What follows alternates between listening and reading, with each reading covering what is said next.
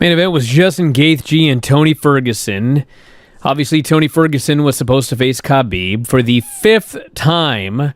And we may never get that fight now. Yes, the fight ended up falling through. Justin Gaethje agreed to fight him and proceeded to go in there and handily defeat Tony Ferguson. He won every single round.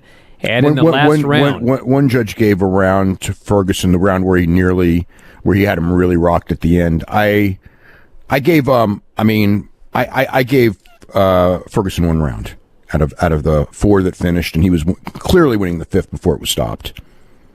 Ferguson was winning the 5th before it was stopped? No, I'm sorry. No. Okay. Yeah. Thank God. Gaethje was winning the 5th easily. Yes. Yeah, when it was stopped, yeah. So basically, Ferguson's face was all cut up and starting to swell by the 2nd round. He was just swinging like crazy, but missing a lot. And Gaethje's just calmly Gaethje fought a super fighting his fight. And he stumbled this guy. I think it was the end of the 2nd round. There was an uppercut by Ferguson that dropped Gaethje, but he was right back up. That's literally it was right as the round ended. So it wasn't so much that he was up as much as that the round ended, and he got right back to his feet before the horn sounded. I mean, he was back up, and he was hurting. He was walking back to his corner, a little funny, but he came back out and was right back in the game. Yeah. Gaethje looked fantastic in the fight all the way through. It was an amazing fight because they both hit the other one so hard, but far more Gaethje on Ferguson. Gaethje collected on so many punches. He fought at such a fast pace. He fought, kind of the fight you would expect Ferguson to fight, but he was hitting so hard, and he finally, by the 5th round, started rocking Ferguson, and he took out his, Ferguson's legs were gone and everything, but I could not believe the shots that Ferguson took. I mean, I think that there were probably a dozen shots in this fight that would have knocked 95% of the lightweights out. It was just unbelievable the amount of punishment that Ferguson was taking. And it took he was getting hurt a lot at the end, but he took so many flush shots to the head without even going back. It was amazing, but his face was swollen so badly by the 3rd round. His eye was swollen shut. He was cut all over his face. By the 5th round, as a fighter and just facially, he just looked nothing like Tony Ferguson. He had nothing left. He's just getting hammered. And finally, 3:39 of the 5th round, Gaethje hits his shot, and Ferguson doesn't go down, but he short circuits. He kind of starts shaking his head and moving all weird. And Gaethje landed one more shot, and Herb Dean just said it's over. Ferguson was on his feet. He was very angry about the stoppage. Yeah, that was a fair stoppage. He had taken way too much punishment. Absolutely fair. And I got to say one thing, because Ferguson said this, and also Dominic Cruz said this. They're like, I told this ref not to stop it until I was out. Yeah, but that's not good. The ref's never going to listen to that. What the fuck? You can say whatever you want to the referee, but it's the referee's decision to determine when you're out of it. And no referee is going to sit there and let you die because you decided that you didn't want this fight stopped unless you were out. Yeah. And I thought I was fine with the Dominic Cruz stoppage. I was too. Totally fine with the Ferguson stoppage. The Ferguson stoppage, no, I don't think anyone's arguing the Ferguson stoppage. No, both of these were very good. This dude was out of it. And afterwards, Gaethje goes over to hug him, and Ferguson shoves the guy away. And Gaethje just looks at him and says, being an asshole is going to get you nowhere. And about a minute later, Ferguson came over and did give him a hug. I think he was just so...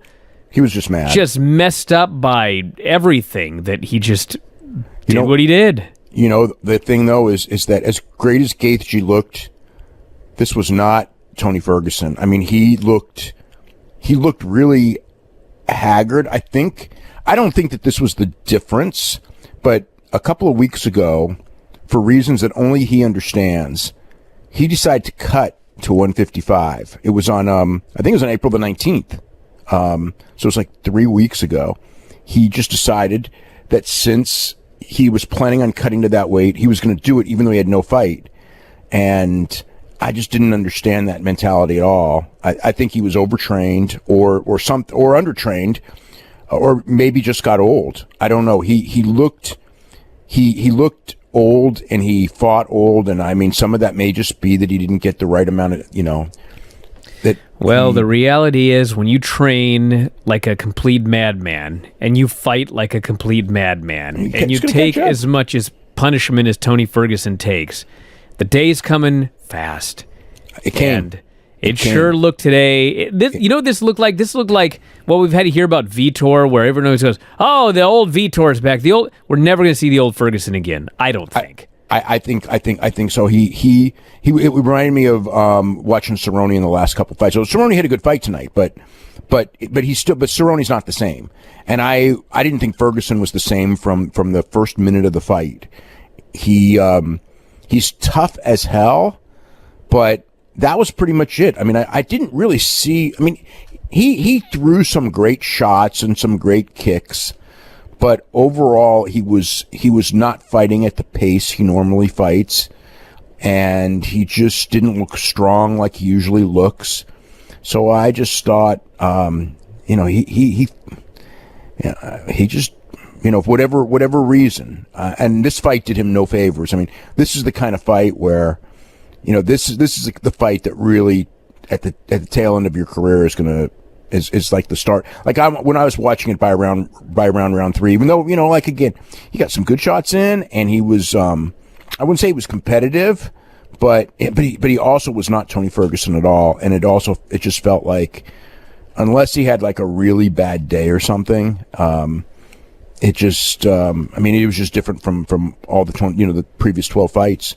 I mean, he had in the previous 12 fights, he had a couple, especially one that was very, very close, but most of the times he's just massacring people.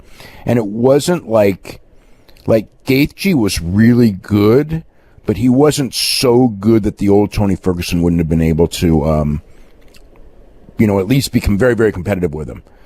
So I don't know that we're ever going to see Tony Ferguson at this level. I think, we'll see, but it was, it was a very different Tony Ferguson. And it's like, honestly, I think this Tony Ferguson would have gotten, but against the best Khabib, it's a different fight because the Khabib fight is a takedown fight, but his stand-up didn't look so great that, I don't know. It's, you can't really say, though, it's a different fight. And Khabib and Justin Gaethje is obviously going to be the next fight for the championship. And, the shots that Justin Gaethje hit Ferguson with through in almost every round would probably knock out Khabib. But it's a completely different fight because the whole fight is whether Khabib can take him down. And if Khabib takes him down, no matter what, it's a miserable day for you because that guy's so strong and he's usually very, very aggressive on top. But it's an intriguing fight. It's a big fight now. I think that people really see Gaethje as like the real deal now because I expect this fight did very well. I expect that a lot of people watch this just because it's the first major sports event in 2 months. And, the winners throughout the main show, that's why I was surprised about Cejudo. So many people watched him. It's just not look, if he really wants to get out, more power to him. It's better to get out early than late. But I thought that Cejudo and Francis Ngannou and Gaethje, they all look tremendous on this show. Calvin Kattar too. Cater.